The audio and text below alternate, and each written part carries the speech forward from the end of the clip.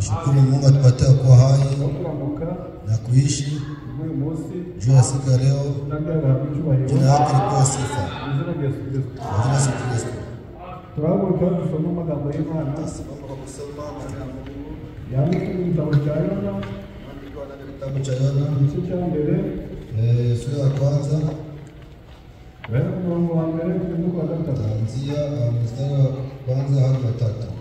Yona igice cya mbere, Yona sura ya kwanza, umurongo wa mbere kugeza ku wa gatatu. mstari wa kwanza hadi wa tatu. Yona iri hagati ya Obadiya Yona iko katikati na Obadiya na Mika. na Mika. Basoma mu izina rya Yesu Kristo.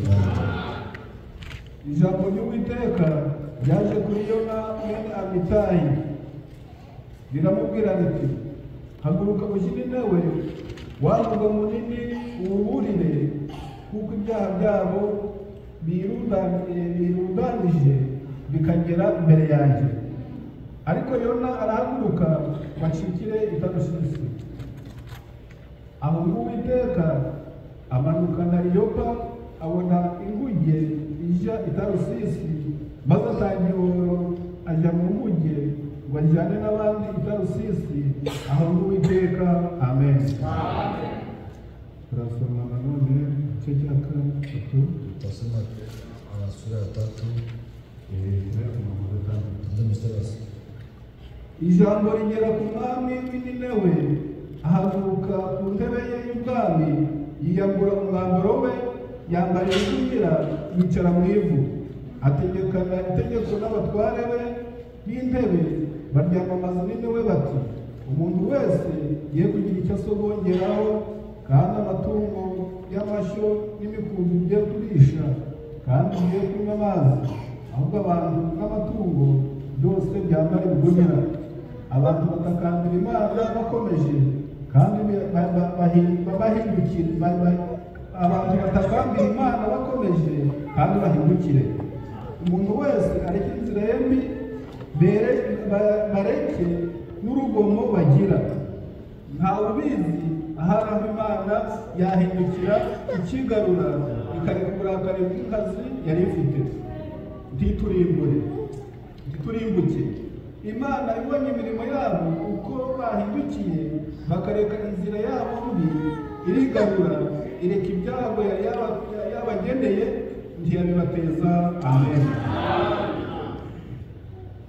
Ese buri wese yakwegera Imana agasenga, Kile yote nasi kukaribia Mungu na buri wese kuomba. yakwicisha bugufi, Kile yote nasi akegera nyenyekevu, Imana, anakaribia Mungu, ukambaza Uwiteka, anamwabudu Mungu. udusohotse n'abicaye Mmoja hariya, anaenda nje akale pale, tusaidiane kwa ombi katika Yesu buri Kristo. wese agisabira Kile umugisha, yote tunaombea baraka kugendana n'amagambo y'Imana kufuatana na maneno ya mu Mungu izina rya Yesu Kristo. katika jina la Yesu Kristo. Amen.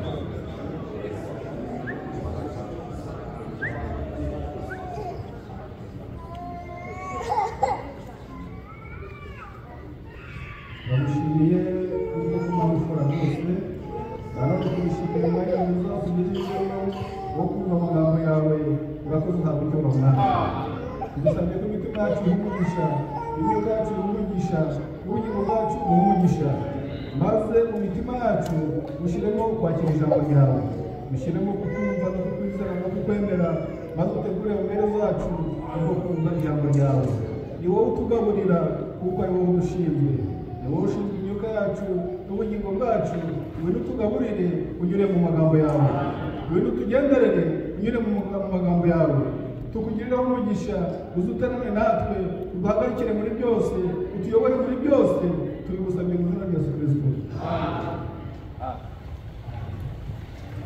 Turabasubije mwese Asante tena sote mu izina ry'Umwami Yesu katika Kristo. Yesu Kristo.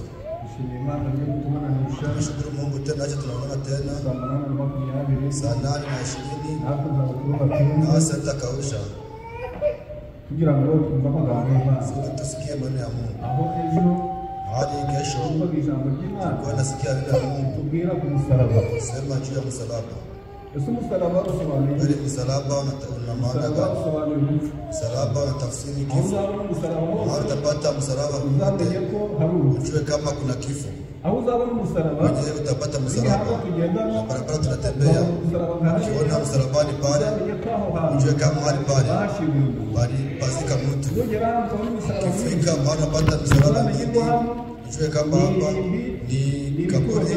ni kaburi ya watu. kuko umusaraba Juu msalaba ugereranya urupfu. una maana na aho tafsiri uzabona kifo. ku rusengero Utapata kwa kanisa kuna msalaba uhuriye kama hii uzamenye muti ujue kwamba ziriya nsengero zile kanisa nizemera Kristo zinakubali Kristo. kuko Kristo Juu Kristo yapfuye arazuka. alikufa akafufuka. cyakora amahirwe akomeye Heri kubwa ni icyangombwa cy'ingenzi na cha lazima na muhimu kumanika gusa kutia tu ngo birangirira aho niishie pale ahubwo ni ukwemera kukubali uwapfuye ku musaraba mwenye kufia msalabani akawumanikwaho akaitundikwa ukwemera izina rye ni kukubali jina no lake kuryizera na kuliamini no na kuribatirizwamo. kubatizwa ndani. kumanika ntabwo bihagije Kuitia pale juu ya ahubwo kutosha. kwizera uwamanitswe Kuamini ule mwenye tundikwa pale na kukubali unabatizwa ndani ya jina lake ili kupata uzima milele. ijambo ry'umusaraba Ni neno la msalaba. n'umusaraba. Msalaba. Ese umusaraba kubereye Msalaba juu ya nini? Biblia ikutubwira Biblia inatuambia eti nuko sasa wa mukecuru ule mgeni wa mupfakazi ule mjane w'Isarefati wa Sarefati n'umwana we na mtoto wake n'abo mu rugo na wa bose mnyumba wote, mu gihe bari basigaje gato ngo wakati alikuwa anabakia kidogo wafariki, Imana Mungu ibatumaho umuhanuzi. anawatumia nabii. Mu gihe bari bafite Wakati walikuwa ifunguro ry'umunsi umwe gusa chakula cha siku moja naryo rituzuye nayo haijaye, bamara kurirya wakishara bakitira wanafariki. mu maso habo Ndani ya macho yao hari hatangiye kuzamo kulikuwa urupfu. kunaanza kuwa kifo. Imbere yabo Mbele yao bari batangiye kubona walikuwa wanaanza kuona imva ziri hamwe kaburi zinaandaliwa, mbese imva zari kaburi zibategereje zilikuwa zinawachunga, hasigaye gato ngo wanabakia kidogo wafariki. Imana ibareba Imana irabareba Mungu akiwaangalia ibagirira imbabazi anawarehemia, ibagirira impuhwe anawakuwa na rehema. impuhwe yabagiriye Rehema alikuwa nazo, ibohereza umuhanuzi anawatumia nabii. areka hageze umuhanuzi Kumbe kwenye kuwa nabii, urupfu rurahunga kifo inakimbia. hageze Kwenye umuhanuzi kuwa nabii ubuzima buragaruka kabisa, maisha yanarudia. hageze Kwenye umuhanuzi kumefika nabii ubuzima buraza. kabisa, maisha yanakuja. Amen. Abantu binyoma Kutoka ndani ya uongo wanatoka ndani, kutoka ndani ya madhehebu wanatoka ndani. wa mupfakazi we Eja ya mjane wa Sarefati ndiye mwambie eti nubwo wari ugiye ingawa gupfa atafariki kuwa wewe na katika kama atafariki sasa zofika Mungu anatuma kwa Imana wewe, yatwereje Mungu umuhanuzi anatuma nabii. wari tugiye gupfa Tunataka kufariki, Imana yarakoze Mungu alifanya vizuri. Imana yarakoze Asante Mungu, kandi irihabwa icyubahiro. tena kwa sifa. Hageze umuhanuzi Kwenye kunafika nabii kuko abafite insigire juu wenyewe na Bwana anasema, wenyewe na Bwana anasema hari ubuzima na uhai. urupfu kifo kinapatikana siku gani? Wakati kunakuja Bwana asema mwenyewe atalitumia atalikataa. Akilikataa kaburi na kuwa ni pale. Mungu abariki. Kumbe Adamu na Hawa ndani ya mwanzo, ndani ya Edeni, baada ya kufanya ya kuanguka, Adamu na Eva walikuwa wanatembea, wanasema eti mtawala, tulikuwa tutafariki, mtawala, tulikuwa tunataka kukosa. Sasa Mungu aturehemia, atufanyie rehema, anaua mnyama. Adamu na Hawa wakasema eti aishi mnyama nifanye kichwa ya sisi, aishi kondoo, Mungu alikuwa nafasi yetu, aishi Mungu anaturehemia, anapita kuwa kondoo. Sasa tunaishi juu ya kondoo ilifariki, ile kondoo, ile mnyama ya mwanzo inalingana kondoo ya kweli, ile kondoo ndiye Yesu Kristo. Anakuwa sifa. Adamu na Hawa wanasema eti tumefariki juu ya dhambi zetu, na mjanja yetu Mungu aturehemia, anaua kondoo nafasi yetu. Kifo anatupitia, sasa anaenda kukwenda, aishi kondoo, aishi Mungu, anaua kondoo, anatupitisha kwa kifo, anaenda kukondoo. Mungu apewe sifa. Nanyi mnanipenda. Mungu ni mwenye rehema. Adamu na Hawa, neno la Mungu eti Ibrahimu na Sara walikuwa wanakomaa, wanazeeka, wanafika uzee, damu ilikuwa inakuwa na baridi, fasi ya kuwa na mbegu na kuzaa tena linasimama, wanakuwa na nywele nyeupe na kutetemeka, walikuwa wanazeeka. Ndio kuwe na tutembea pamoja, ndio tunatembea pamoja. Ndio neno Mungu atabeti kwenye kukua magonjwa na magonjwa na kutetemeka na uzee, Mungu akurehemia na wafanya wa vijana wanazaa Isaka, Abraham na Sara wanasema eti aishi atuturehemia, atuturehemia uzee wetu na kutetemeka, damu ilikuwa baridi na kutumia kuwa na mbegu ilichaisha. Sasa Mungu atufanya wa vijana, atufanya wa mpya, sasa tunazaa Isaka. Aishi Mungu, Mungu mweza wetu. Mungu anabadilisha. Abraham na Sara wanazaa, hawezi kushika kubadilisha na wewe. Mungu anabadilisha Abraham na Sara, na wewe unaweza kubadilisha dhambi zako na kuwa mtakatifu. Watakatifu wa Korinto, watakatifu wa Tesalonike, watakatifu wa Efeso, watakatifu wa Lusifina, watakatifu wa Kentucky, watakatifu wa Kentucky walitakaswa na neno la Mungu juu ya kubali Mungu aliyebadilisha Abrahamu na Sara, na wewe unaweza kubadilisha.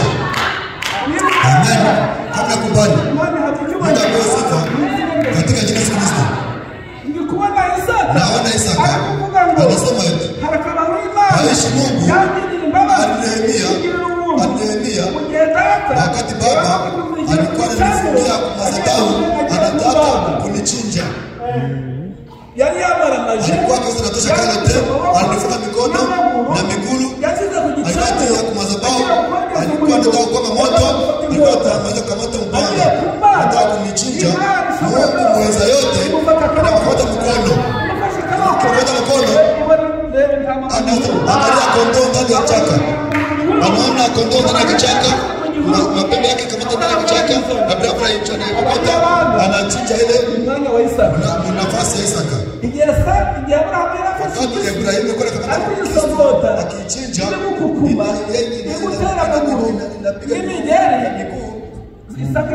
Isaka kuna pasimama, aishi kondoo kufa nafasi yangu.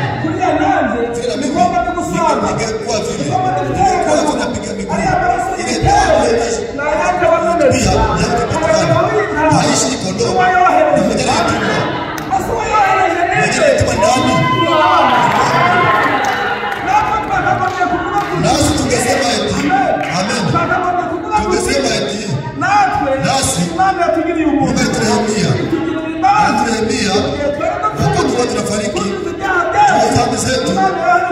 alitumia kondoo. Amen. Ndiye mwana kondoo ni mfalme Yesu Kristo. Haishi Yesu Kristo alifariki juu yao. Haishi Mungu alimtuma.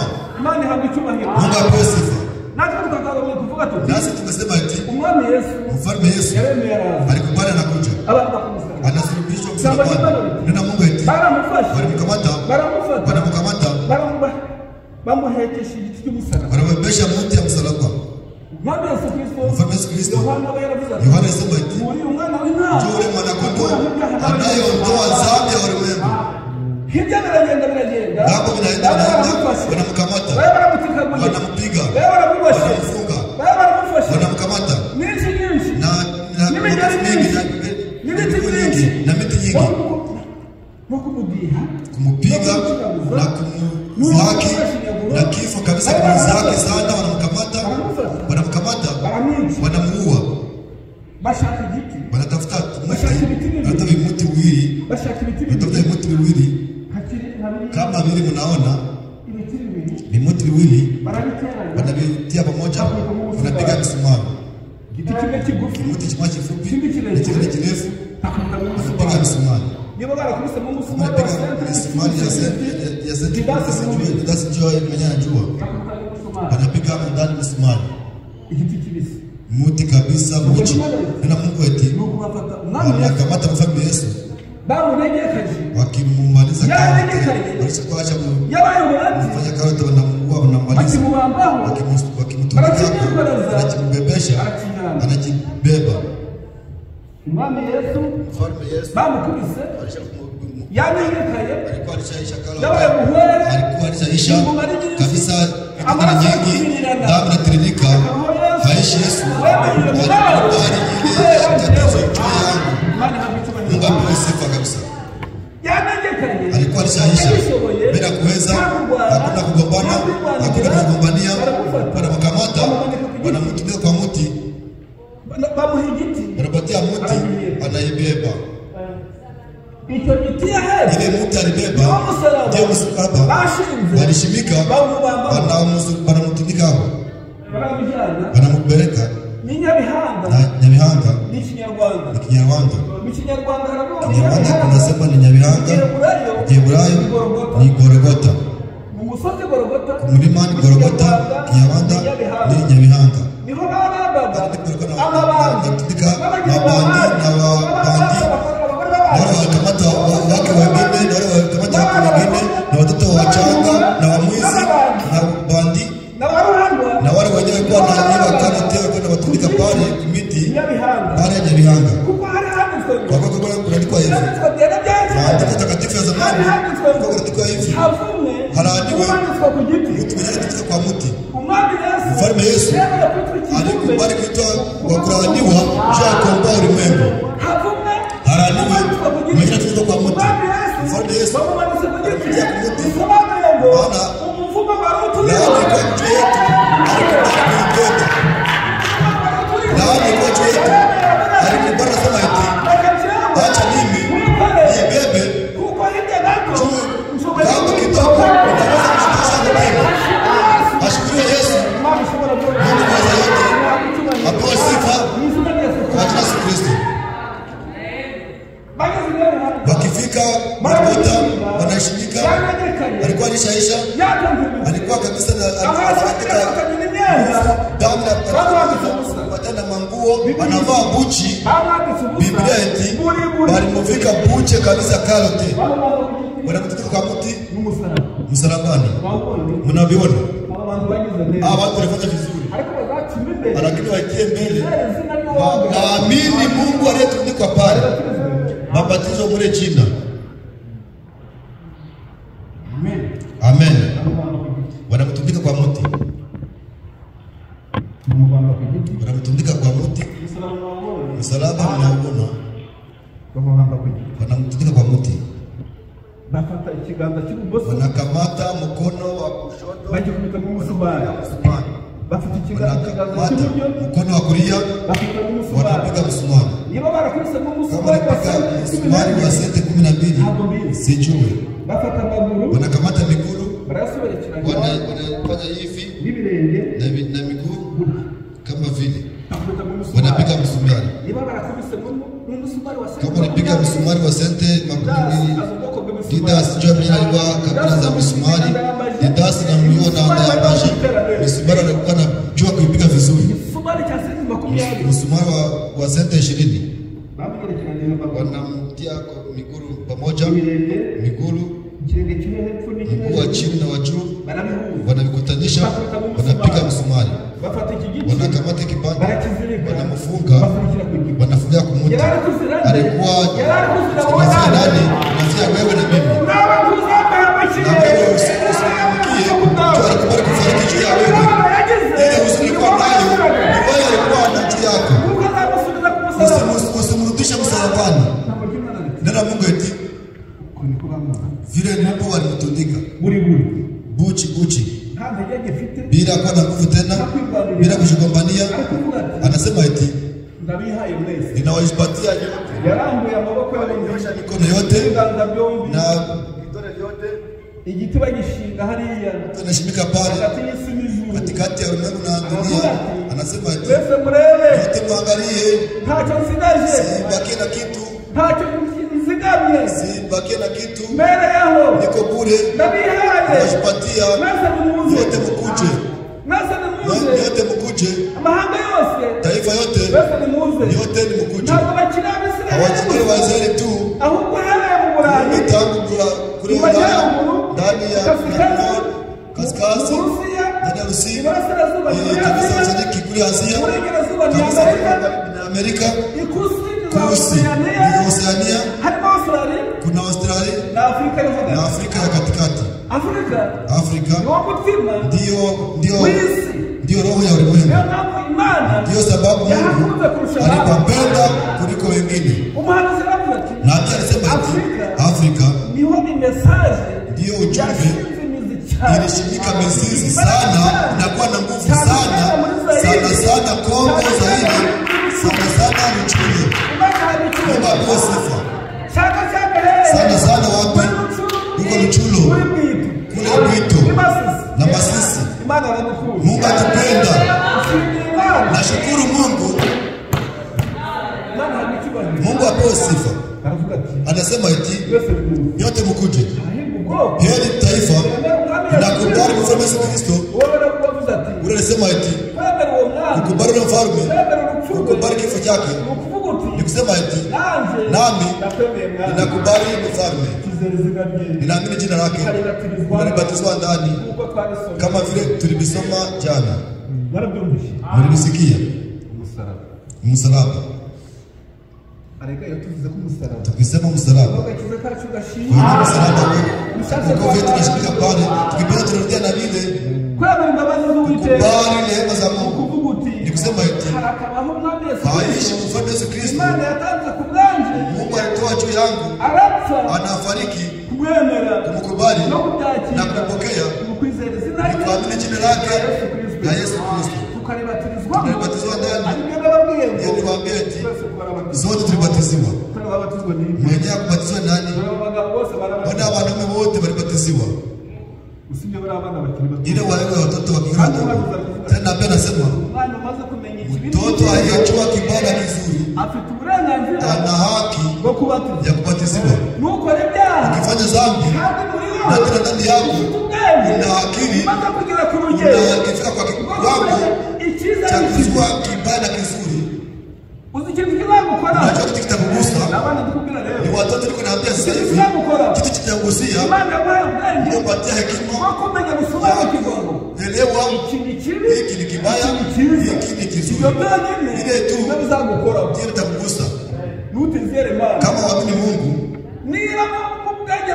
kama maadili yako ndani, mzazi wako atakuonyesha mara kwanza, mara tatu, mara 10, 20 kabisa elfu na wataviishi. Bila vitakugusa.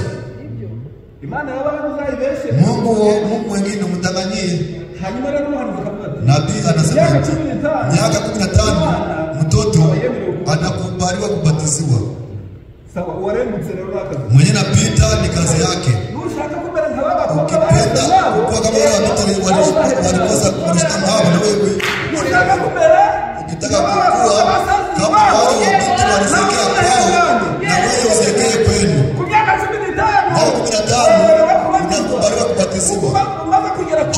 kuwa kwa kiwango umefika kwa kipimo cha kuelewa mabaya na mazuri. Umefika kwa kiwango cha kuchagua kibaya na kizuri. Kweli ukipenda wewe ubifanye. Kwa kuwa msalimu yako unaletea akili kama wewe kama una akili. Wale wanadhara mkichwa hawako nguvu na wana akili. Wako hai na kichwa yake inatumika vizuri. Tutakusia. Mungu apewe sifa. Ndani ya Yesu Kristo. Baadaye tunasema eti hashukuriwe mfalme Yesu aliyetundikwa kumuti, wanamtia katikati ya miti mbili. Inasema eti hiyo katikati ya ulimwengu na mbingu alitukutanisha na mbingu, alikamata ulimwengu alikutanisha na mbingu, alikamata watu alikutanisha na Mungu. Amen. Anapomoja nikuta ilikuwa katikati yangu na Dosari, katikati yangu na Amenia. Hiyo kuta na ibomora, hiyo kuta ilikuwa katikati yangu na Mungu, nayo anaibomora. Ile kuta ilikuwa katikati ya mtu na mwingine na watu kwa wengine na watu kwa wengine, alibomora. Na katikati yenu na Mungu anaibomora. Adui anaibomora. Kwa nini? Jia msalama. Aishi msalamani na kutundikwa kwako ni mfundisho. Mungu apewe sifa. Wokovu yetu na utume wetu ni pale ni pale kabisa kuna fadhasi. Mungu apewe sifa. Yona. Neno Mungu anatuambia eti Yona. Biblia inatuambia eti sasa Yona, neno la Mungu linakuja juu ya Yona, mtoto wa Amitai na mabeti.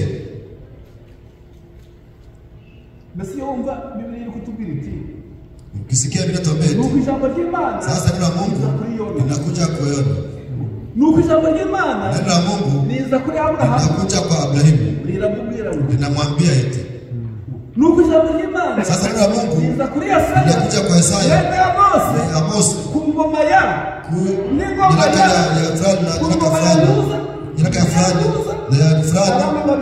kwa wafalme wa Israeli na wafalme wa Wayahudi. Yesaya kwa Amos. Sasa neno la Mungu linakuja kwa Ezekieli, mtoto wa Buzi. Sasa neno la Mungu linakuja kwa Amos, mtoto wa fulani, na fulani wafalme wa Israeli, wafalme wa Wayahudi na kumiliki mfalme wa Wayahudi. Sasa vile inasema je? Na wewe mkoko ni vile msikia. Abraham alikuwa nini? Yesu alikuwa nini? Yeremia alikuwa nini? Yona ni nini? Yoeli ni nani? Ni wanabii. Kumbe neno la Mungu linakuja kwa nabii. Neno la Mungu linakuja kwa nabii. Mungu anakamata yake, akitaka kuipatia watu, anakamata yake, anavitoa mbinguni, anavikamata kama viliko mbinguni, kama vile mtaratibu yake ndani mbinguni, anavishusha, anavikamata, anavitia ndani ya mzigo, ili mzigo na anabeba nao, anabebesha nabii. Mungu ashukuriwe. Mungu anakamata yake, akipenda kuambia watu, akipenda kuzungumza na watu, kuzungumza nao kinywa na macho kwa macho, bali anapatia nabii, nabii naye anaipelekea taifa, anakamata kama vile mnakuwa ananibebesha nabii, nabii naye ananikamata kama vile mnakuwa kama vile nipewa, ananipelekea taifa, taifa nalo nikisikia wakiamini wakilipokea wanapatikana wengine wanaume wanakuja wakuamini vile nao wanakamata na sehemu mmoja anakamata sehemu yake na anakuwa mtume, mwingine anakamata sehemu yake na anakuwa evangelist au anakamata sehemu yake anakuwa mwalimu, anakamata nafasi sehemu yake anakuwa mchungaji, mchungaji kama vile inaandikiwa wa Efeso sura 4 kuanzia mstari wa 11 unaendelea. Alipatia mmoja kuwa wa mitume, nabii, wahubiri na walimu. Tunatembea pamoja. Ndio. Ukenda bila kushinda waambie ni darasa kuje. Hakusaidia. Hakuna sheria na ukue kabisa huru. Ndio Mungu anasema eti sasa anakamata anapatia nabii. Nabii naye anakamata anabebea taifa. Ndio taifa wanapatikana wanaume kama wamenda hayo kama wakimasi kama wasemateka nao wanasema kila mtu anakamata sehemu yake baadaye anaenda akapartaje kumbe ujumbe ilitoka hapa Amerika unajaa unafika na huko Zaire ukifika Zaire unafika na Kinshasa Wazairwa wanapokea wanaamini wanakubali kanisa linapatikana wanaume wanafika Kisangani ikifika Kisangani wanakubali na kuamini unapatikana kanisa unapatikana wengine wanaume peleka kule ndio Kifu zamani kuna inaitwa Kifu ikifika mnono Kifu vifike vinapita vinaenda kwa sababu jiji vya Bwito unaiwa sababu ninasema Buchori napenda Buchori kusudi waanzie Goma bali mmoja mkubwa wa Kifu vinapitia vinaenda kwa vijiji vya huko Masisi na Bwito kule Buchori nasi natufikia. Mungu upendo wa Mungu Mungu apewe sifa katika jina la Yesu Kristo.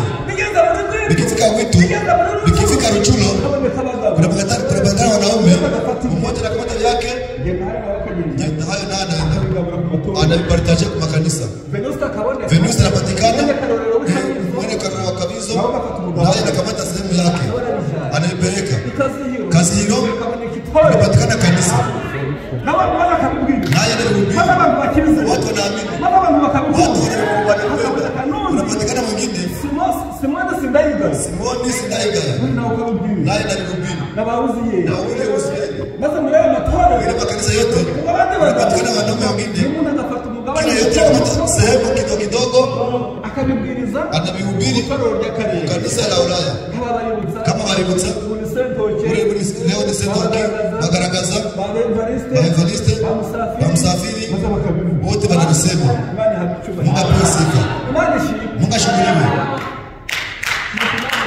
ni vile Mungu anatenda sisi sasa Mungu anazungumza nasi kinywa kwa kinywa anazungumza na mnabii na hapa wanaambia taifa na wanasema nasi tufikie. Amen. Kama na nyinyi mko nafikia sasa na tunafikia Mungu apewe sifa. Sasa wao walikubali walipokea vita kikucha wakifika kisima wadogo nao wanasema wale wakisema na wanafanya kanisa inajaa mtakatifu Mungu ni mshahidi mkangu simama chini ni mshahidi kazi ni mshahidi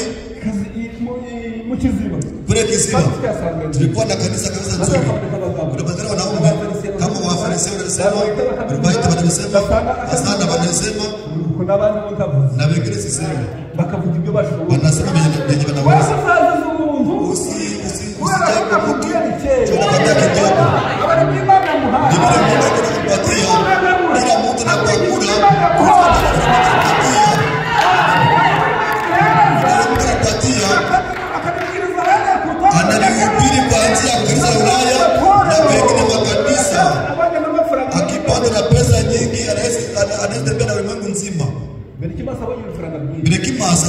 kabisa jibu. Alikuwa na uwezo.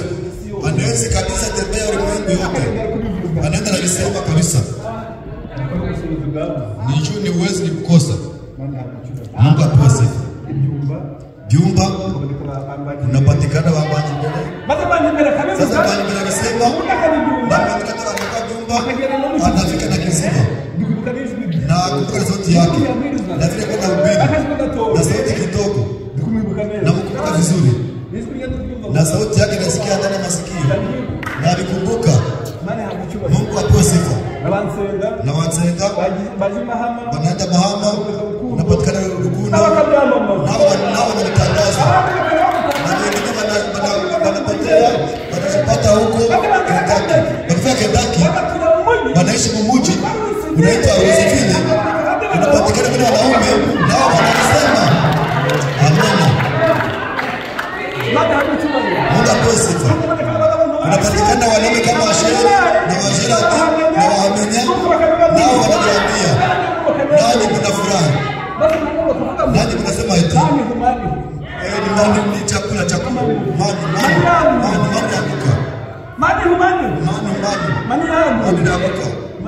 Mungu apewe sifa.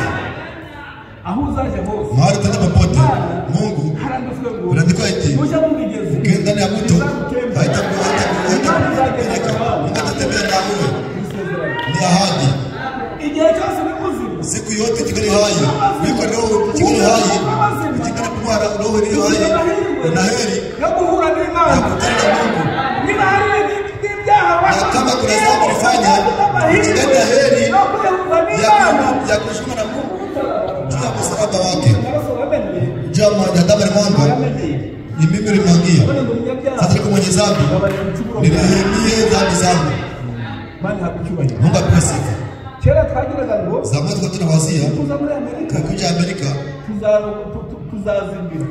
tutapotea. Lakini Mungu alikubali. Wakati tunakusanyika na wandugu kama hivi, wiko na heri ya kujiunga na Mungu. Akikuponyoka. Ninakuangalia. Hautasema hata yaona ya kushitetea na ninakwambia. Nami mdogo ndani yenu ninakwambia. Mungu apewe sifa. Baadaye Yona naye Mungu alimkamata anamwambia eti Yona ninataka kutuma. Yona sasa alikuwa Mwisraeli. Alikuwa Mwisraeli. Alikuwa na kwa mambo yake, kazi yake ya kila siku. Lakini naona alikuwa anaweza safari. Ninewe alikuwa anajua. Tarisisi wote alikuwa anajua. Alikuwa kabisa ni hatari. Lakini alikuwa muamini. Lakini njia zote anazijua. Yona leo atuje. Yona naye kabisa akijikea. Alikuwa mambo yake. Lakini anajua Mungu. Mungu wa Israeli alikuwa anayubiliwa. Anayubiliwa eti Mungu wa Israeli ni Imana y'imbabazi nyinshi. Mungu rehema nyingi. Itinda kurakara. Kabisa yeye anashida kuwa na kisirani. Ni Imana y'ubuntu. Ni Mungu wa ni Imana y'ubuntu. Ni imbabazi nyinshi. Itinda kurakara. Ni Imana y'ubuntu. Anafanya vibaya. Nene kwa neno kumoyo. Agiye kwibuka. Anaenda kukumbuka. Anakumbuka na Mungu. Anamfikia. Akisikia neno la Mungu lilikuja kwake. Ni Mungu alikuja kwake. Ni Mungu pekee. Neno la Mungu ndiye Mungu mweza yote. Nikisema neno la Mungu lilikuja kwake. Ni Mungu alimkujia. Anazungumza naye. Anasikia sauti yake. Kama vile unasikia yangu. Anasikia sauti. Yona. Kama nami mnamsikia. Yona. Mtoto mitai. Karame. Na kutumana. Wende newe. Uwatangazie. Kabisa tangaza takwambia. Yona anasikiliza. Anasema eti. Ule muda anapata salama. alikuwa na uhuru, yari yizeye Imana, alikuwa anaamini Mungu, avuga Imana igira ubuntu, anajua kama Mungu anakuwa na imbabazi nyinshi, neema nyingi, itinda kurakara kabisa. Yeye ikibuza kugira nabi, atafanya vibaya, nibyo yarazi. vile alikuwa anajua, ariko ndio kuja kubwiriza vile vya kuhubiri, akambuka ibihugu n'ibihugu, anavuka nchi na nchi, yumvaga atabishoboye, anasikia yeye hajiwezi, akimara kubyumva akiisha kusikia arakwenda, yeye anakamata njia nyingine. abinene uko mbazi Ndio kwenda wachua n'abanyabyaha, ni wenye dhambi, n'abicanyi, ni wauaji, bazatsindayo, wataniuia kule, nzapfirayo, nitakufia kule, nzizakamama chuya kule, ubundi tena ntabwo nzataha, sitarudia kandi Imana ndayizi. tena. Mungu namjua, ubwo intumye ujua ni mtumano, mbwiriza bari abantu, utakuhubiri wale watu nubwo ari abanyabyaha, ndio wenye dhambi, ariko Imana nzima, lakini Mungu namjua kweli, Imana igira ni ubuntu, Mungu kabisa, rehema, ifite n'imbabazi nyinshi, iko na rehema nyingi, itinda kurakara, kabisa yibuza ya kugira nabi, kutoka kufanya vibaya, ingawa unatumana mwirusha kabisa, mtachokesha tena atawarehemia. gahunda da Sikia sasa, Yona rero, Yona sasa, yamukozi w'Imana, mtumisha Mungu, Imana Mungu atari yarisobanukirwa bila kumwelewa vizuri.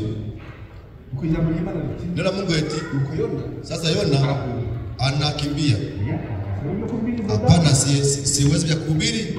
abantu muzabona bari kunigana mashati, Watu munaona wanafungana kwa wanakamata kwa bari mashati, kunigana bari guterurana, wakibebana, bari gupfumurira, wakifia kazi, ujue vizuri batatumwe n'Imana, kama kutumana Mungu. abo zasanga bari kunigana, Vitakutana bari wanakamata, guterurana, ari bombori no kwicara bikaza, bari gupfumurira, wanafia bari kazi, kubyubahiriza, wanafia heshima, bari gupfumurira, wanafia kuhubiri, bari kunigana, wanakaweza kamatana mashingo. zamenye Ujue ya kwamba batumwe n'Imana, hawakutumwa na Mungu. uw'Imana yatumwe Mwenye Mungu alituma ikabifata analikamata, ikabikaraza hapo, anamwepesha ile mzigo. ukuntu vuna, Unajua jinsi kinachokesha. Yona nta ntamba Imana yamuhaye, Yona hakuna chakula mnapatia, hakuna vazi alimuzia, hakuna kaza pesa atakayopatia kutoka Israeli kwenda Ninewe. Ninewe ya siku ya leo ni kama laki ya leo, ni laki pale wanajifunga kwa kabisa visasa. Yona anasema hapana, kana gari babandia walabu, hapana, hapana, anakimbia. Mwenye Mungu anatuma Yeremia, Robert anasema ndio natahubiri. Imana yagiye kuri Yeremia, Mungu aleta kwa Yeremia. afite amahoro, Yeremia alikuwa na amani. Mungu akamwambia eti wenda kutumana, utakuwa nabii. ako kanya Ile muda imitafu iraza kabisa kutukusema inakuja, kutukusema mnavichwa, anasema kama unajua, ndio anataka kusema kutukusema, anaanza kukusemesha sasa mfalme, sasa wale wenye dhambi watanunua. Yeremia kuvuga Yeremia bwana anasema kinywa kingu, anasema na kinywa kusema, anasema kama mnajua kusema, si mimi mwenyewe naomba kabisa ulimi, si mwenyewe naomba ulimi au lugha. Yona anakimbia, ndio Mungu anasema eti akikimbia, Mungu anasema eti uende ukimbie pole pole, nakupatia mzigo wangu upelekee wa Ninewe, niliwaandalia kubatiza. Sasa wewe unakimbia. Sasa nataka kusema eti tuwaache waangamie. Sasa wende kidogo utabifanya. Wewe tembea kidogo, kazi ya Mungu utabifanya. Amena. Yona sitembea kidogo sikwale usawe kwa muti. Sasa mbona utaenda yako? Utaenda yako ukiwa mbaya na unajaa kabisa kabisa mchafu nyingi na unatoka ndani ya samaki. Unakatara kwenda uko mzuri, uko na harufu nzuri, utaenda kule unatoka ndani ya tumbo ya samaki kabisa, mate na kutembea kwako. Tusabu nabisikia. Ndio. Sasa Yona ungeacha nenda kwa mzuri, utaenda ukijaa mate ya samaki na nzige na vidogo vikitembea kwako. Neno la Mungu eti Yona anakimbia, akikimbia anaenda Tarsus. Njia alikuwa anajua, nasikia alikuwa msafiri, alikuwa na mchuruzi. Sibiweze kuenda milima, kuenda kuhubiri, mke na watoto wanakuwa na wanawanja, ninakuwa kabisa masikini. Hakuna mtu tumikia Mungu anakuwa maskini.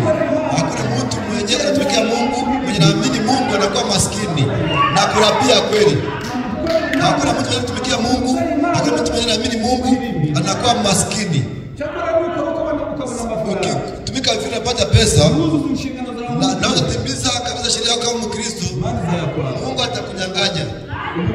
Ukuwe maskini. Bila kuangalia. Lakini hakuna mtu mwenye kutumikia Mungu anakuwa kabisa maskini kalote. Biblia inasema eti pale kwenye niishi sijaona mwenye haki wa Mungu anaombaomba. Mungu atuchukue na kuombaomba. Amena. Yona anaenda ndani ya safina, anaenda Tarsus. Lakini tunatamaliza akifika ndani ya safina juu lo ilikuwa na mshtaka. Anakimbia Mungu, lakini moyo inapiga. Akifika ndani ya safina anakuwa salama. Baada ya kumwangalia mwanaume ana salama, bora naoga. Wewe mwanaume leta tiketi. Anapanda pesa, ananipa. Anakuwa salama. Sijui kiti. Hapana, nenda kuchoo. Akienda kuchoo, anashuka chini, anajilalia, anasinzia.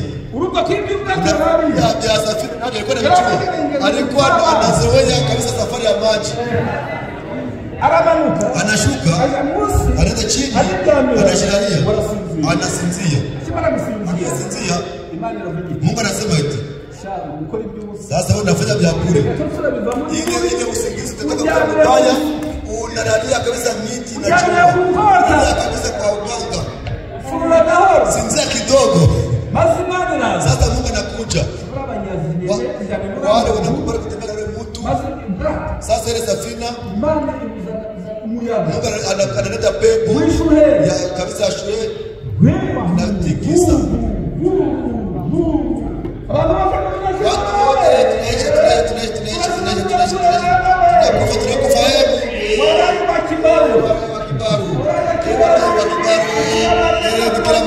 Kusalimia unajaza wanawake wote baraka na mtoto wako mzana anaobadiwa wale wa kibaru ndio tunafariki. Sasa ule komanda wako wana safina ndio tunakufa sasa. Tufanye je? Kila yote aomboleze na Mungu wake. Kila mtu yote anaomba Mungu wake. Kabisa pigo Mungu anawapatia. Zote iishe binasidi. Kabisa safina nataka kumangika. Wanaongea lakini watu na hii pigo kuna mwanaume tunaona naingia anafanya kama kunaoga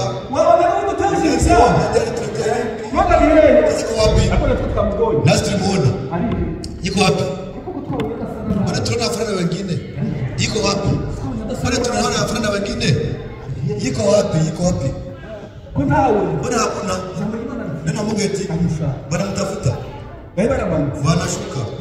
wanashuka kule etaji ya chini kama basement chini, wanamuona kukamata. Tulikuwa na mapigo huko msafiri kama sisi, wewe unashindania, ungekuwa ni wewe. Hapana, sisi tunapisha mara ngapi? Tulikuwa na shida na wewe. Omba Mungu wako. Sasa uko mtu gani? Kabila yako ni nini? Nchi yako ni wapi? Uko wapi? tuambie. Leta vya lazima. Niko Mwisraeli. Wa mjamaa ya. Kama ni Benjamin sijui. Natii Mungu anasema anashikusia. Unatii Mungu ile juu mbinguni ndio. Sasa mimi nifanya dhambi kwake, jomani nijificha. Unajua kama ni wewe tukusia. Unatii Mungu rebe aliyeumba mbingu na dunia. Sisi tunaabudu miungu. Tena unaabudu Mungu rebe mbinguni. Sasa tufanye je? Mizigo yote wanatupa bahari yote. Yote wanaitoa ndani. Kabisa zoroba inaendelea. Mnikamate, mnitupe mu maji. Na shida zitaisha. Biblia tuambia eti sasa wanasema eti tusimtupe ndani ya maji. Tuongeze tukamate mizigo inabakia. Tuitupie ndani ya maji. Wakifanya vinakatana. Mungu alikuwa anatafuta sitamfikisha Ninewe. Atimize shabaha kwa Ninewe kama vile kabisa alipanga zamani. Bila shaka atamtendea. Amen.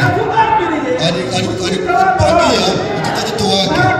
Bila shaka atamfika hapo tena atatupandisha.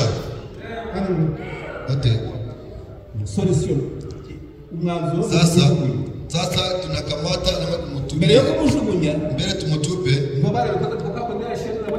Kama alifanya vile ya sheria anabatiza.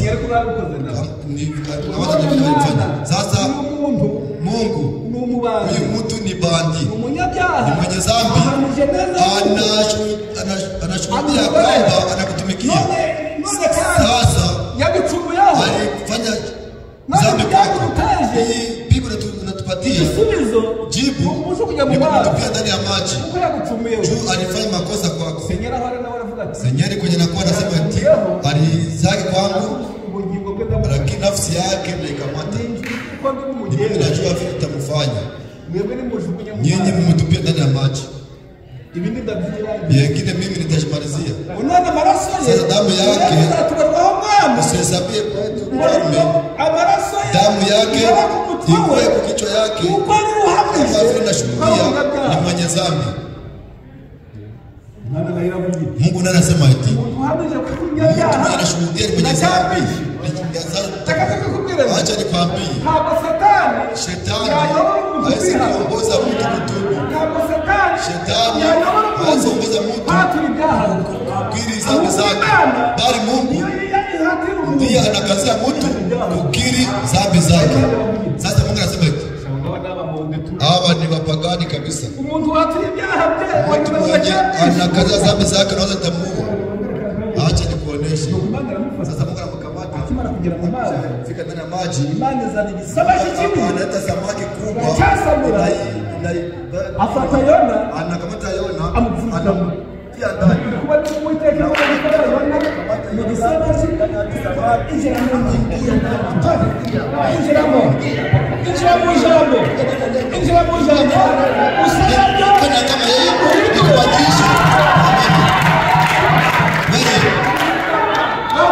Wewe bandi. Wewe mjanja. Ulikuwa unakimbia. Hakuna mwenye alikimbia. Wewe ukimbia bandi kama wewe, utaweza kukimbia. Ingia ndani. Yona anaingia ndani ya samaki. Samaki kubwa. Kisha kumbeza. Bwana anakuja. Anaifunga kinywa. Minaishi. Kabisa chakula cha ile siku. Samaki nasema eti leo ninakula na shiba. Basi kama vile mtu anasema nina shiba. Siwezi pitisha hapa. Mshimie akishiba anasema. Vinasema anasema anafika hapa. Sasa anasema hakuna vingine zipitisha. Mungu anasema eti kweli wiko samaki. Unapata chakula sasa.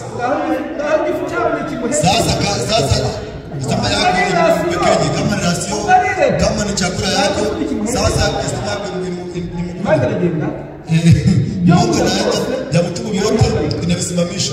Fonctionnement. Bila vya kabisa kutembea kwa kusimamisha.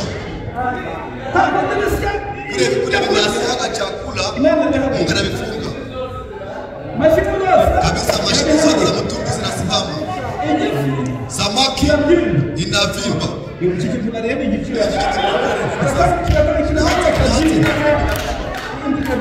Tumbo inavimba. Sikia noze. Hichi kitu tunakula ni nini? Mbona sikia nini? Nyama kinaanza kinazunguka ndani ya maji. Kinakosa salama. Noze nakuya. Kinataka chitemeke. Mungu anafunga kinywa. Na wasa Nitawaja wakati tukinenewa. Kifia kando ya nenewa. Niliandaa ndio kuita kufunga kinywa. Nina Mungu anasema eti tunakuwa salama, tunakuwa tunazunguka, tunaenda Mungu anajiongoza. Mungu anajiongoza. Kisha kabisa kamata njia pia. Ndio ninewe vizuri. Tunasikia salama anaanza kukuja sasa. Kinatembea. Kikifika kukando wale nawe kama kwa maji pamoja wanaoga, wengine wanafula, wengine wanafua, wengine angalia maji, wengine wanakula maisha, wakienda kuona samaki inapita, wanaona nakuja ile Mungu eti nakuja, neno la Mungu eti sasa wale nawe wanaona mle samaki unatoka mumutu. Ile samaki kipafika imana ya Mungu anafungua kinywa yake. Imana ya Mungu inatuma baraka nyingi nguvu sana. Kama zile inapatia mke wakati wa kuzaa. Kama ile uchungu Mungu anapatia mke unapiga mke mmoja zaa vizuri anasikia. Ndio. Wakupige. Kusudi mtoto azae vizuri. Ni vile neno Mungu eti ile samaki Yona anatoka ndani. Wenye kwa nafua wanasimama. Wenye kwa wanafura wanasimama. Wenye kwa wanaoga wanasimama. Wenye kwa wanakula maisha yao wanasimama. Anatoka ndani ya samaki. Wakishaangalia wanaona ni kanaume. Wakiangalia ule mtu sasa Mungu wetu inamtoa wapi? Wakisha usema Mungu nikwambie ndio mzuri ile muziki kutoka taka kidogo vile nimekupatia ukikuwa kwenu kama vile nimekupatia ukikuwa kwenu njoo hivi sasa kama vile nimekupatia kigari kwenu akitoka taka kitu kimoja njoo hivi ambia waninawe siku 40 nitawaangamiza. Yona naye sinisema mfalme, sinisema eti sivipende, sinisema kwa Mungu unakuwa na neema nyingi na rehema, haukuwa na ukisirani, unashikataza kufanya vibaya. Sasa tena niende nikawatalifu. Biblia inatuambia eti Yona anasema eti ni yale ya kukufa na kukufa. Sasa natoka ndani ya kifo. Sasa natoka ndani ya kifo. Tumaini yangu ilikuwa inaisha. Kwangu ilikuwa inasahaulika. Sasa Mungu mchana kubali kutoa ni yale ya kufariki na kufariki nikatala. Unaweza Mungu atanirudisha. Sasa hata amesha kunitoa. Biblia eti sasa Yona anakubali, anaenda, anaanza eti anaambia waninawe masiku 40 Ninewe itaangamia. Watu wakaanza kumuuliza eti vitu nasema tuambie, vitu tafsirie. Ni tafsirie nini? Masiku 40 Ninewe itaangamia. Wenye kwa naoga ndani ya maji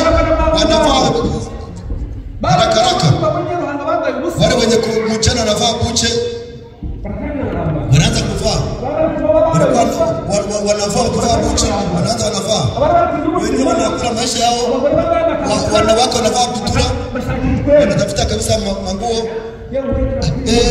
Tunakufa. Ule mtu anasema tunafariki. Sasa na mtu gani? Sikia yeye, anakimbia. Muda kidogo anafika kule, anafika Ohio. Muda anafika Missouri. Mwingine muda anafika Texas. Mwingine muda habari naenda, ile habari naenda, wenye walikuwa kumaji wote wanakimbia, wanaenda kwao kwa nyumba, tunafariki, tunakufa vinaisha. Sasa tunaua na nini? Tunakufa juu ya dhambi zetu. Mungu anatuua. Mungu wapi? Ule Mungu mwenye aliumba mbingu na dunia. Sasa nani anasema? Ni mwanaume anatoka ndani ya samaki. Sasa tunakufa. Habari inaenda inafika kwa mfalme wa Ninawi. Tunaenda tunatamaliza. Akifika kwa mfalme wa Ninawi, ndipo wetu lisoma. Watu wote wanakuwa naoga. Watu wote wanatetemeka. Neno Mungu eti wanakuwa naoga. Kila mtu ile neno Yona anasema, ile neno Yona alihubiri, Mungu alikamata, anibeba pekee, anatangaza anasema na upendi, anasema na udhaifu, anataka waangamie. Anakamata ile sauti, yanalipeleka mioyo ya watu. Ni vile Mungu anatenda. Yona anahubiri, anataka waangamie. Hakuna mapenzi, havipendi. Mungu anakamata ile sauti, anametea mioyo yao. Ule mwenye kwa ndani ya dhambi anakuwa naoga. Ule mwenye kwa ndani ya machukio anakuwa naoga. Neno linaenda, wanasema eti mtu mwenye kwa ndani ya kifo, vile vitu vinatoka kwa Mungu. Sasa tutubu dhambi zetu, Mungu atajirudisha, hatatuua. Na mtu yote mwenye kwa navyo ametoka ndani, mwenye kwa ndani ya usharati anaviacha, anageuka, anakuja, anaviacha. Mwenye kwa naiba anageuka, kama alikuwa anaelekea kule, mwenye kwa naiba anaviacha, anageuka, anarudia. Yote tulikuwa tunasema uviache, acha njia mbaya, toka mzambi, urudie Bwana. Bali Mungu atarudisha, atatupatia pigo. Alikuwa anaandaa kila yote, anatoka mji yake mbaya, anatoka mzambi zake, anazirudisha. Ndio Mungu eti wote mfalme anamwambia eti mtangaze sheria wote. Hii pigo Mungu anataka kutushushia ni juu ya dhambi zetu. Waninawi waliokolewa kwa kuwa walikubali neno la Mungu. Mungu alituma akilipatia Yona. Waninawi walipokea neema za Mungu ikitoka ujumbe Mungu alipatia Yona, na unatoka ndani ya kifo. Waninawi waliokolewa na ujumbe ulitoka ndani ya kifo. Lakini unasikia vizuri, Waninawi waliokolewa na ujumbe unatoka ndani ya kifo cha Yona. Yona mwenyewe kwa nafariki. Tusome vizuri. Yona. Tusome vizuri hapa. Basi Yona asemuiteka Imana ye munda y'urufi ati, nagize ibyago ntakiri Uwiteka aransubiza. Nahamagariye mu nda y'ikuzimu, mwumva ijwi ryanje, kuko wanjugunye imuhengeri mu nyanja. Umwuzure warangose, ibikorwa byawe n'imiraba yawe byose byarandengeye. Ndavuga nti nshiwe imbere yawe, ariko nzongera kureba urusengero rwawe. Amazi yarandwikiriye angera ku bugingo, imuhengeri harangose, ubwoya bwanyiziringiyeho mu mutwe. Ndamanuka njya mu mizi y'imisozi. Abininewe walipokea ujumbe, walipokea wokovu, inatoka ndani ya kifo. neno la Mungu eti Waisraeli waandishi na Wafarisayo waliuliza mfalme wetu, inatuambia ameachie pale. Sasa tunataka utuoneshe ishara. Yesu Kristo anamwambia eti watu wa siku ya leo wabaya wanaomba ishara, lakini hakuna ishara ya kinga inawapatia ila ile ya Yona. Alimaliza masiku 3 ndani ya samaki na usiku 3. Mfalme Yesu anashuhudia Yona masiku 3 ndani ya tumbo la samaki. Acha tusome nayo Luka 4.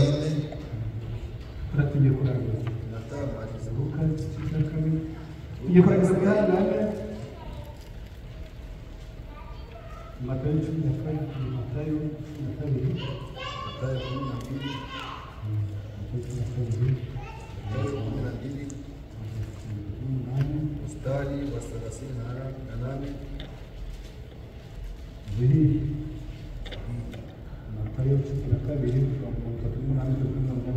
12:38.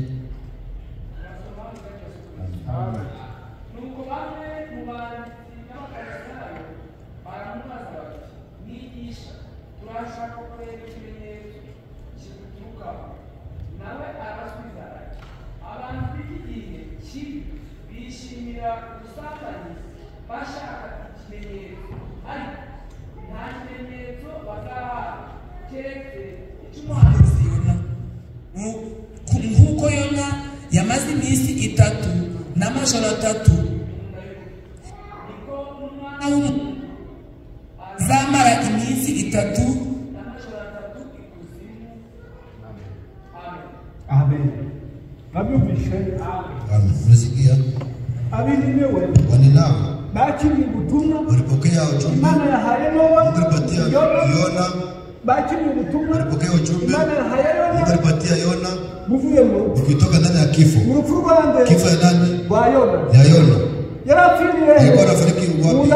Ndani ya tumbo la samaki, kuzimu kabisa kule chini, maji mengi. Imana iramuzura, Mungu anamfufua, umugezi musozi, anamfikisha mlima, yongera kumuha anaweza kupatia ile ujumbe, anamfikisha duniani. Wale nao wanasema eti hivi tunaona mtu anatoka ndani ya tumbo la samaki kabisa kuzimu ndani ya maji, bila shaka inasema inatoka kwa Mungu. Wanatangaza sheria usiku wa tumbo zangu zao wabadilike, Mungu awarehemu. Walipokea ujumbe kutoka ndani ya kifo. Yona aliwafikia akitoka ndani ya kifo, aliwafikia akifufuka. Nasi neno la Mungu linatuambia eti hakuna ishara ingine ila ya Yona. Kama vile mtoto wa mtu atapata masiku 3 na usiku 3. Ule ni mfalme Yesu. Neno la Mungu eti mfalme Yesu akisha fariki msalabani alienda kuzimu, anamaliza masiku 3 na usiku 3 akihubiri. Roho ya watu walifariki, waamini na wasioamini. Neno la Mungu eti akisha fufuka anaonyesha wengine ndani ya mji, wengine ndani ya mji. Akisha panda mbinguni, mitume zinaanza zinatangaza habari njema. Yesu Kristo ndiyo habari njema, ile ujumbe nasi vile tunaamini ile ujumbe Yesu Kristo, habari njema Yesu Kristo. Mitume walihubiri Yerusalemu, nasi vile tuliamini. Kumbe ujumbe tuliamini inatoka Yerusalemu, lakini kulipatikana kufufuka kwa Yesu Kristo. Kulipatikana kufufuka kwa Yesu Kristo. Nikisema tunaamini kufufuka kwa Yesu Kristo, tunaishi na vilivyotoka ndani ya kifo cha Yesu Kristo. Tunaishi na vilivyotoka ndani ya kifo cha Yesu Kristo. Ujumbe tunaamini tutufikia, tunabadilika, tunatoka ndani ya dhambi, tunatoka ndani ya sehemu, ilitufikia, tunatoka ndani ya kifo cha Yesu Kristo. Kubadilika ni nini? Ni kwa kuwa neno linakufikia, na wewe none ndabireka Sasa ninabadilika. ndabyiha Ninatubu. ngamishira Imana Ninamrudia Mungu. nari ndumujura Nilikuwa mwizi, nari ndumwicanyi nilikuwa muuaji. ndikorera iburasirazuba Ninaangalia kabisa nimefariki. ijambo ringezeho Sasa nilifikia, ndahindukiriye ninabadilika, ndikorera naangalia uburengerazuba magharibi. wari umunyabyaha Nilikuwa mwenye dhambi, inzira ye anaacha njia zake, akaza anarudia, anafuata Mungu. abinenewe Waninawe, Yona ni wa muntu wa ndiye mbere mtu wa kwanza wabwirije ijambo alihubiri neno, bigizwe n'umusaza umwe lina mstari mmoja, igihugu cyose nchi yote kirakize inaokoka. yabwirije ubutumwa Alihubiri ujumbe, ugizwe na fraze umusaza kuwa na mstari mu cyongereza English kusema sentence yabwirije ubutumwa alihubiri kabisa ujumbe ya kuwa na sije mstari mmoja mu minsi 40 masiku 40 ni nawe ninawe itakuwa naangalia anaacha pale.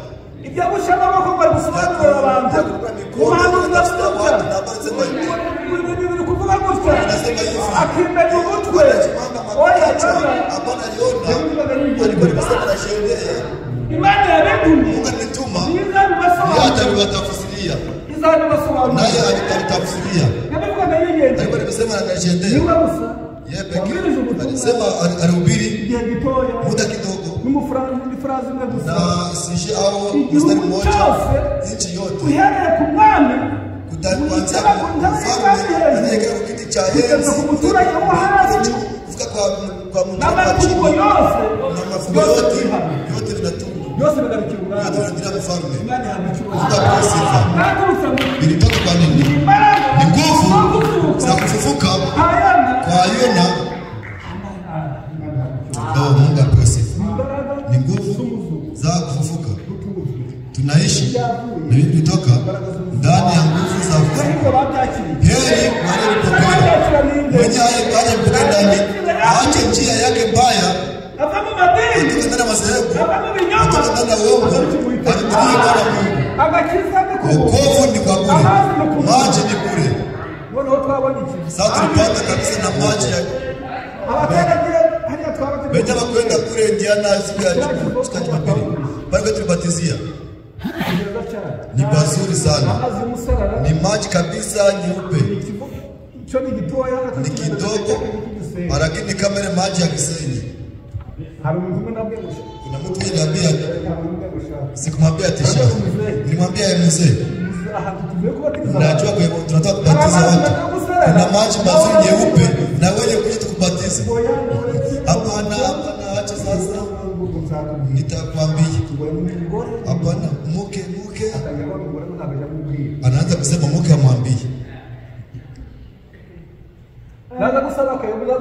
Alikuwa na kuomba kapombe, ukienda kupatia, usiwe tukubatize. Mungu apewe sifa. Neno la Mungu eti kubadilika. Nini? Ni kutoka njia mbaya unaenda njia ya Mungu anakuongoza au kutuma. Mungu apewe sifa. Biko ndani ya Biblia yote ni yetu. Na nyingine siku. Kipenda tunaendelea. Tusiwakawishe. Ni saa ngapi? Neno la Mungu eti. Sasa Paulo alikuwa na wao wandugu, anaona na wadada, yuko na kabisa na minyuru, alikuwa na barua, alikuwa na askari, yuko na uwezo, yuko na nguvu, na barua na minyororo, na wanamsindikiza akaenda kufunga wandugu na wadada kusudi waue, awatie ndani ya gereza, wengine wao kifo kibaya. Ndio njia alikuwa nayo. Joy Paulo hiyo kufarasi na barua nyingi na power nyingi na uwezo nyingi kabisa na kusimama na heshima kabisa na mamlaka ndio kwa wandugu. Joy alikuwa na barua ya kupatia uwezo.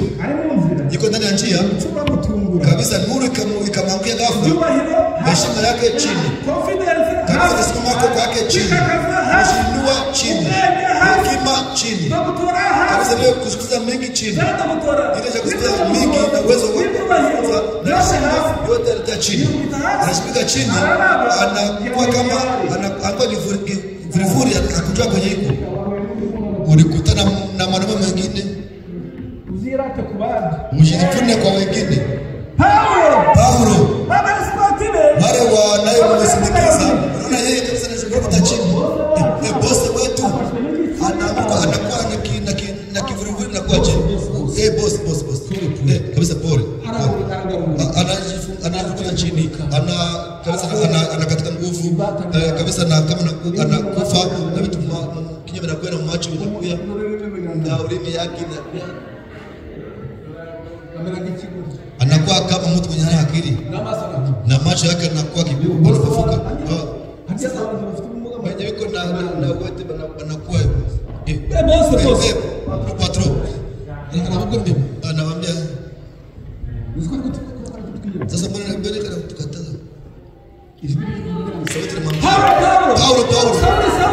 Sauli kuchundanga ni saliti mfalme kana na kuamini wende kwa Dania wa ndugu wenye walikuwa wanaenda kufunga, wale walikuwa kwenda kufunga, kwenda kuatia kumkawa wa kifo kibaya, wende wakuoshe vidole wakubatize ndani ya jina la Yesu Kristo. Amen. Visome vizuri ndani ya kitabu cha Matendo ya Mitume sura ya 9 chini, ile mikaba chini na heshima yake chini. Paulo wale wote walikuwa wanamkamata, kama kipofu, wanampeleka kama kipofu kabisa, na mate na chini, na mate kwa chini. Mungu Nehemia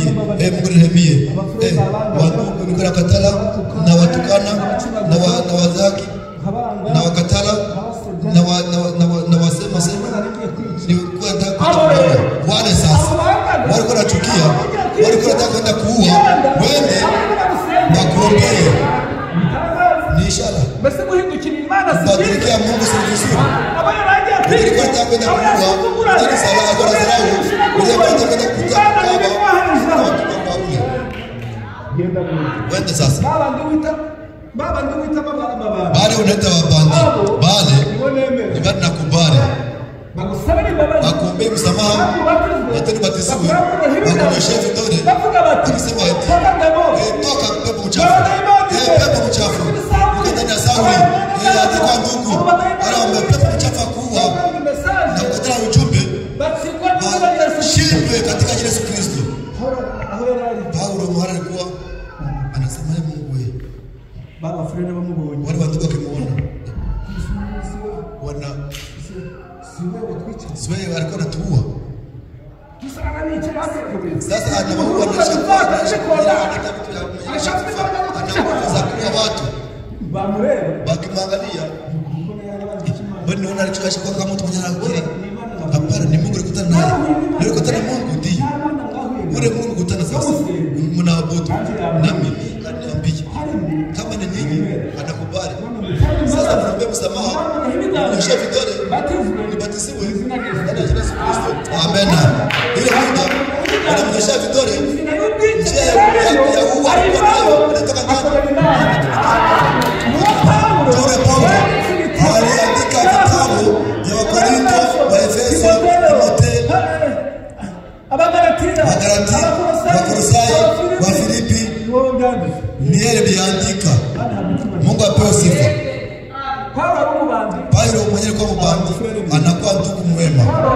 Paulo kwa muuaji anahubiri neno ya kuokoa wenye dhambi. Wanenawe wababandi na wajanja walikuwa wanaabudu masanamu. Ile muda ile jambo kutoka ndani wanabadilikia Mungu waona, wanaamini Mungu waona. Mungu akuangamiza